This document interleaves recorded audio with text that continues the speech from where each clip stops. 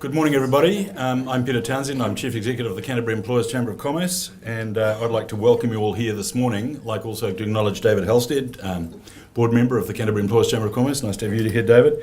And I'd like to thank SCIRT, the Christchurch City Council and Christchurch Central Development Unit for their collaboration in bringing this event together.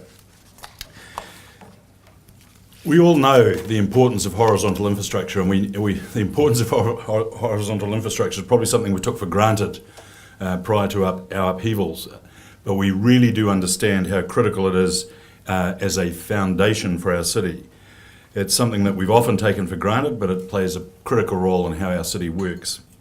The good news is that the key organisations are collaborating on the rebuild of our central city, which should give us some comfort. It's all about maximising the effectiveness of horizontal infrastructure repairs and minimising the associated disruption. Minimising associated disruption is easy to say, but it's a big challenge. And you all know that because you've been driving around road cones all morning and looking for a park. And we are really still very much at the beginning of the repair work, and particularly in the central city. Significant upheaval as the horizontal infrastructure in our central city is replaced or repaired. So we're all here today. We want our city to be vibrant and attractive. It will be, but we must also acknowledge that the journey to get it to that point will sometimes be challenging. But we will all together play a role in rebuilding our city.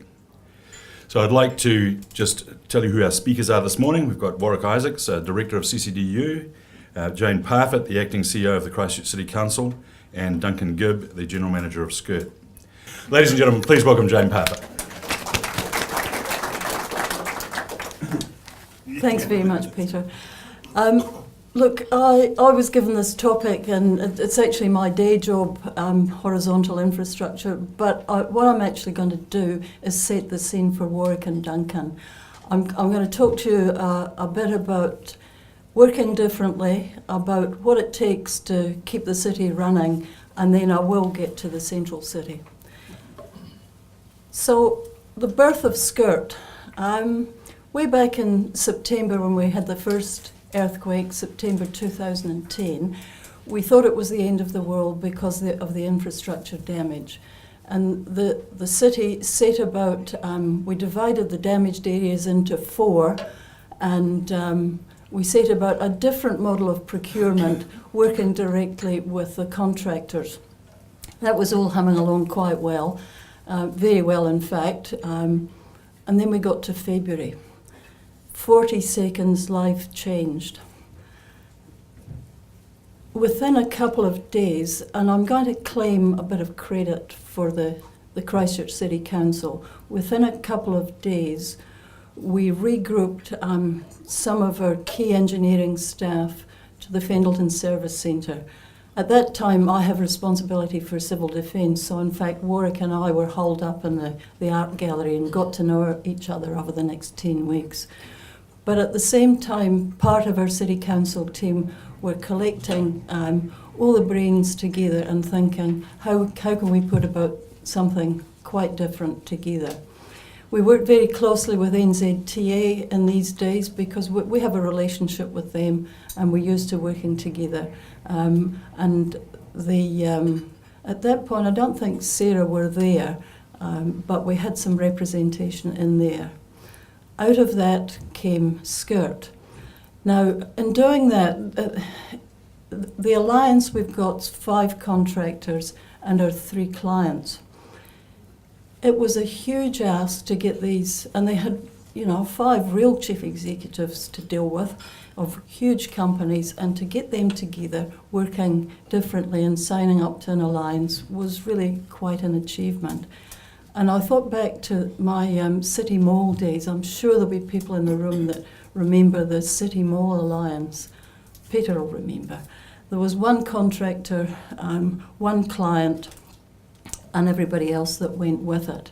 It was worth about $16 million. It took us a year and a half to deliver, and it was hard along the way, working that way. If Duncan was doing it now, it'd take him about 8 days. He spends about $2 million a working day.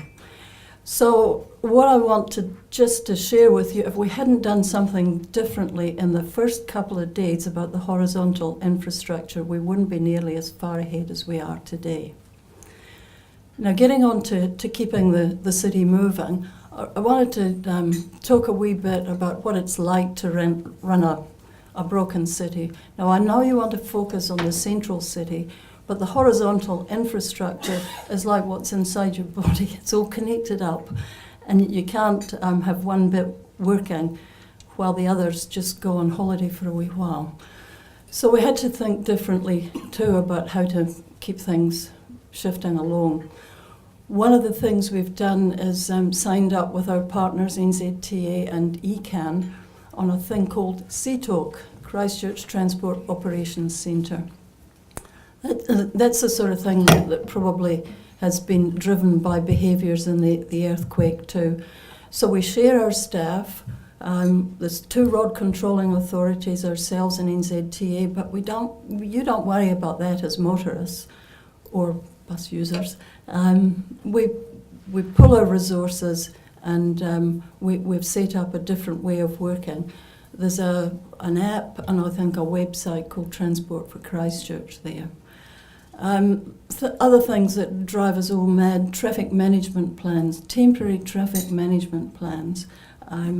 We've got a big focus on how we can work within the rules, and you might not think it, but we do realise that there's a signage overkill. So there's 2 reasons for focusing on these things, to make life easier for those doing the work, but it's also, there's a lot of savings in there if we can do them differently, and safety has to underpin everything. What else did I write down here? Oh, just a wee bit about, it may or may not be obvious to people, but a lot of our city is still on life support. The toilets are flushing and the water's working, but actually the stuff on the top's just what you see. But there's a huge effort still going on into patches in the underground infrastructure. The other thing, just from a city perspective, that got totally destroyed with the infrastructure were all the asset management plans going in behind them. So that's another implication of the damage that we've had.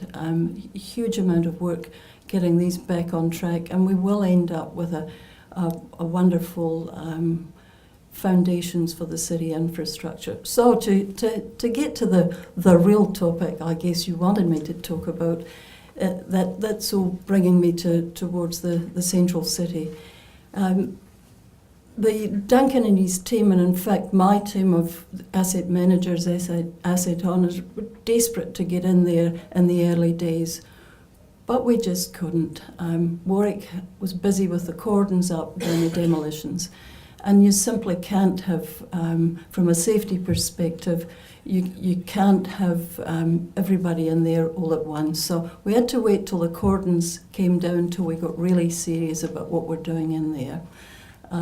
We've got the Central City Plan and the anchor projects moved along there now, and of course we've got the commercial developments.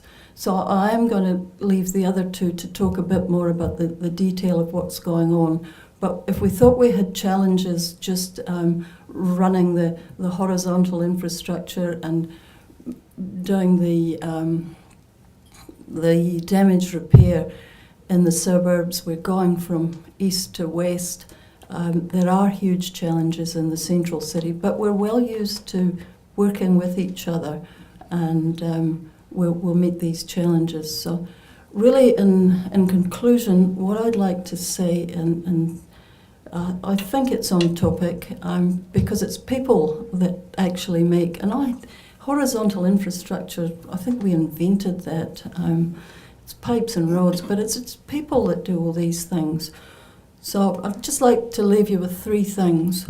What we need, and these 3 things I think are relate to all the rebuild. It's collaborative leadership, which is easier said than done. And I hope you heard the radio chat this morning about the new mayor and councillors.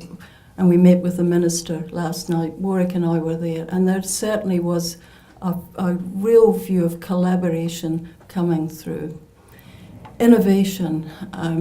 Duncan, I'm sure, will tell you a bit about some of the innovative things that SCIRT do, and the whole setup has been built on innovation, but there's more to come. And finally, you need to be able to just manage chaos and not panic. And we'll continue on doing that as we move into the central city and support everything we need to make sure the vibrancy is there and that the economy and the businesses are attracted back there, and we just have a city to be proud of. Thanks very much.